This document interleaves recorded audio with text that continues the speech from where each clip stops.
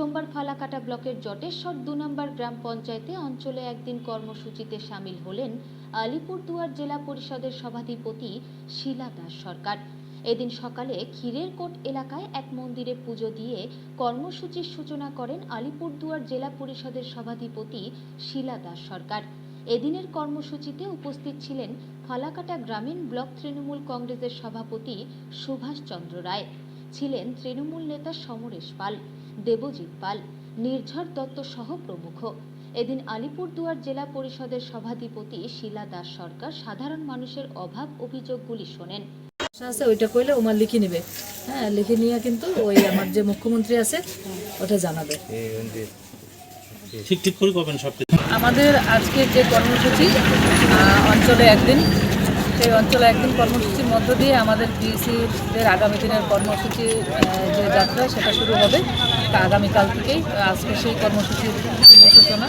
আজকে আমরা মন্দিরে পুজো দিয়ে শুরু করলাম, ক্ষীরেরকোট মন্দিরে পুজো দিলাম, পুজো দিয়ে আমরা আমাদের কর্মসূচি শুরু করেছি। এরপর আমাদের ছিল স্কুল পরিদর্শন। আমরা স্কুল সেখানে ভিজিট করি, সেখানকার সমস্যা এবং সেখানের ছাত্রছাত্রী শিক্ষিকাদের সঙ্গে কথা বলে সেই সমস্যাগুলো আমরা আমাদের রাজ্য স্তরে আমরা পৌঁছে দেবো আজকে সারাদিনের শেষে। এরপর আমাদের রয়েছে আমাদের মধ্যাহ্ন ভোজনের পর জনসংযোগ সভা, জনসংযোগের পর আমাদের অঞ্চল ভিজিট রয়েছে। অঞ্চল ভিজিটেও সেই অঞ্চলেও আমাদের পঞ্চায়েত অঞ্চল কর্মী যারা আছেন তাদের মাধ্যমে আমরা অঞ্চলের বিভিন্ন রকম সমস্যা বা আর কি করলে আমাদের এই অঞ্চলের যে উন্নয়নের কাজ আরও ত্বরান্বিত করা যায় সেই বিষয়ে আমরা বিশদে আলোচনা করব। এরপর সারাদিনের পর যখন আমরা শেষে আমাদের পিওসিদের নিয়ে আমাদের আগামী কাল থেকে যে কর্মসূচি সেই কর্মসূচি নিয়ে আলোচনা হবে এবং সেই কর্মসূচির পর আমরা এখানেই রাত্রি যাপন করব।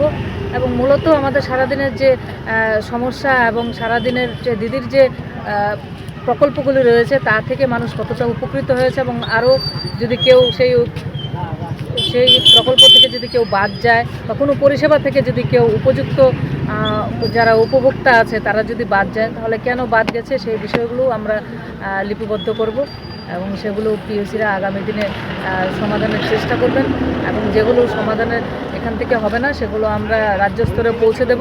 তারা এলাকার উন্নয়ন তথা আগামী দিনের পরিকল্পনা সেই নিরিখে গ্রহণ করবেন। তো মূলত আমাদের এই কর্মসূচির উদ্দেশ্যই হচ্ছে আগামী দিনের পরিকল্পনা যেন খুব সহজতরভাবে আমরা রূপায়ণ করতে পারি এবং এলাকার সমস্ত মানুষের চাহিদা অনুযায়ী যেন এলাকায় প্রকল্প রূপায়ণ করা যায় সেই উদ্দেশ্য নিয়েই আমাদের কর্মসূচি।